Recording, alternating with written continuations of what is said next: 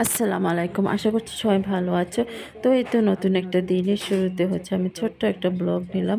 তো এই তো বাসায় সকালবেলা বাহির থেকে নাস্তা আনা হলো, যেহেতু মেয়েরা ওরা বলছে বাসায় রুটি বানালাম, তো ও সেটা খাবে না, বাসার নাস্তা খাবে না।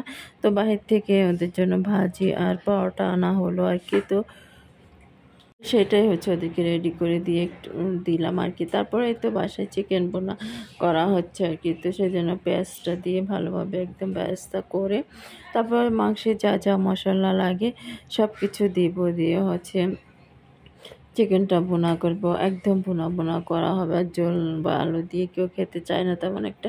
তো সেজন্য একদম শুকনা ভুনা, আর বাসায় তো আর সবজি রান্না করা হলো।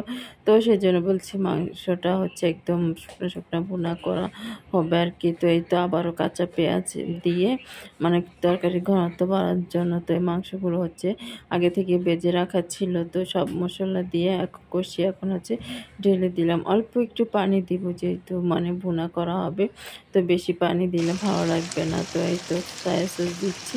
সয়া সস দিলে খাবারের স্বাদটা বেড়ে যায়, সব ভালো লাগে আর কি, সবাই খেতে পছন্দ করে। তো এই তো খাওয়া দাওয়া শেষে নামাজ পড়া গোসল সব কিছুই শেষে এখন সেলাই করছি আর কি। একটু ড্রেসগুলো সেলাই করা আনার পর একটু সমস্যা ছিল, সেগুলো ঠিক করে দিচ্ছি।